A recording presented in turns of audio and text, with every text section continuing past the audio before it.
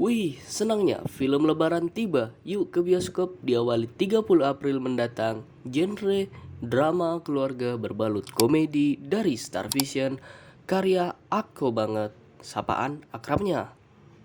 Gara-gara warisan, raih supervisi Ernest Prakasa jadi debut anyarnya sebagai sineas berbakat asal kota Makassar.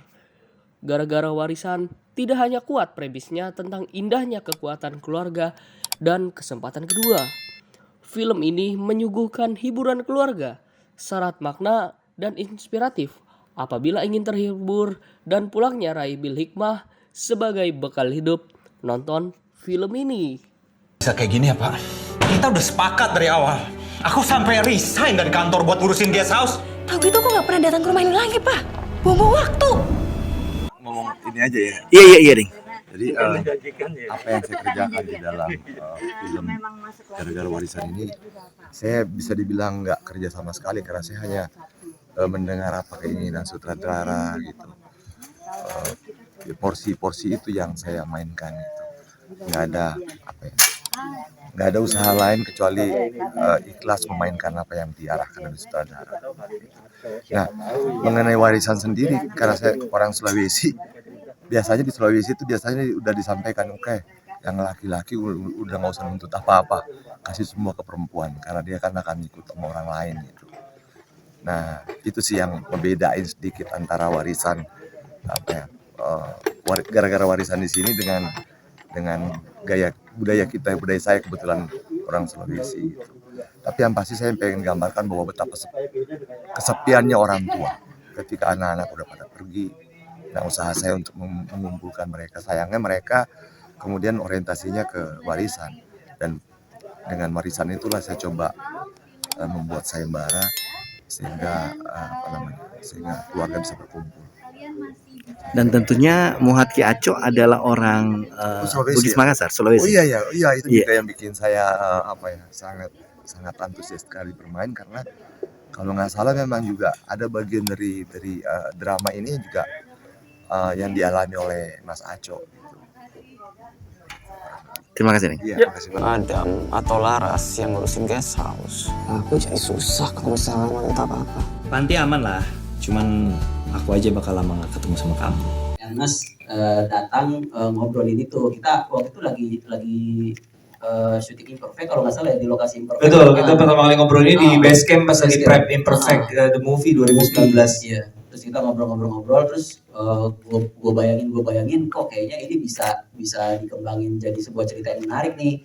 Apalagi kalau misalnya kita bikin karakternya misalnya bapaknya mengelola sebuah tempat usaha yang unik apa misalnya, waktu itu belum kepikiran guest house. Ya. Pokoknya kayaknya seru nih, terus kita bikin anaknya nggak akur apa segala macam. Intinya sih premis warisan ini bisa jadi topik menarik, premis menarik untuk dikembangkan menjadi sebuah cerita yang nanti disuguhkan secara komedi bisa, dramanya pun bisa kuat gitu, karena kan warisan gitu ya, akan ada ending yang bisa mengharukan, itu potensial lah secara premis gitu.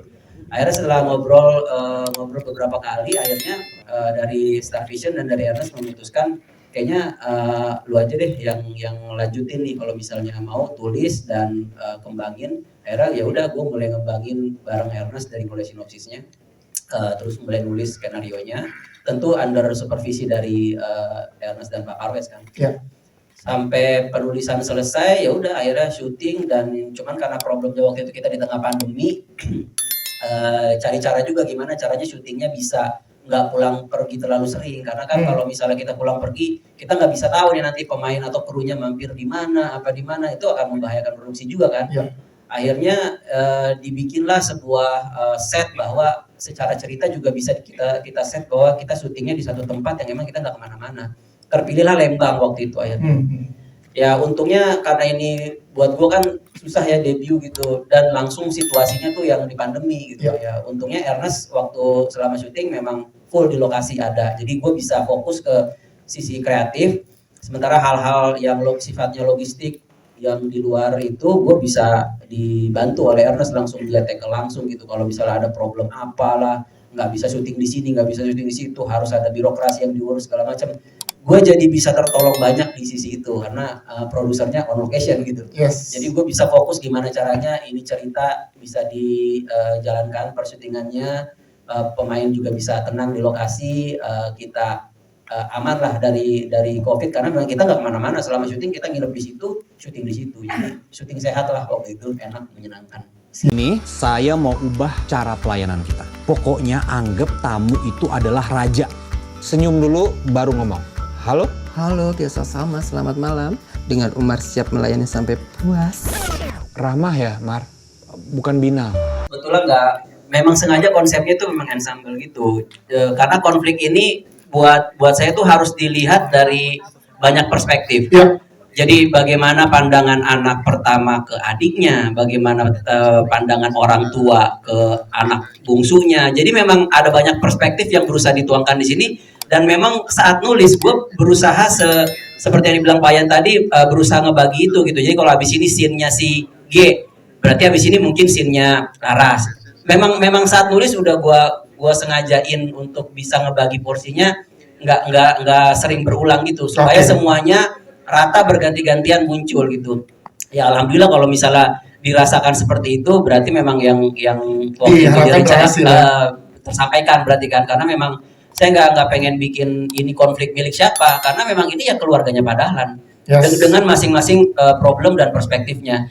Harapannya memang supaya nanti penontonnya bisa merasa direpresentasikan. Oh, gue sebagai anak pertama ada beberapa hal yang gue relate nih.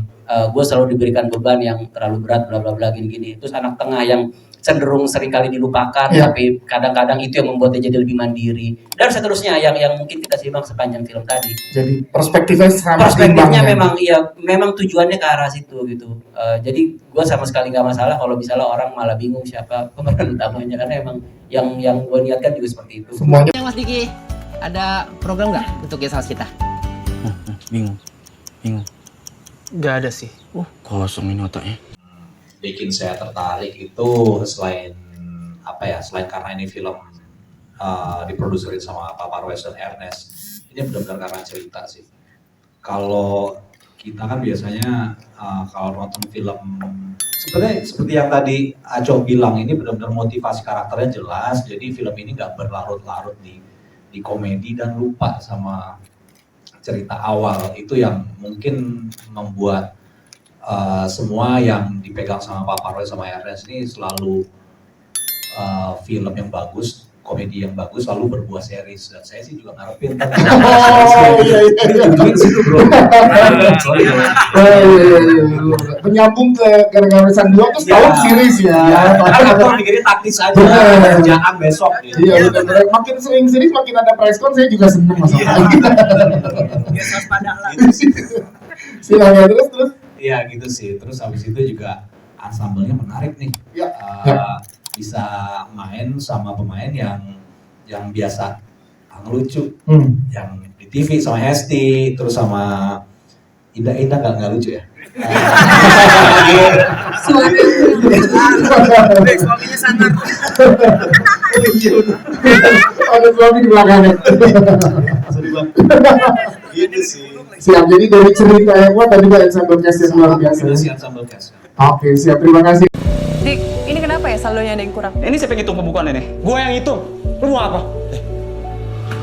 Dikit.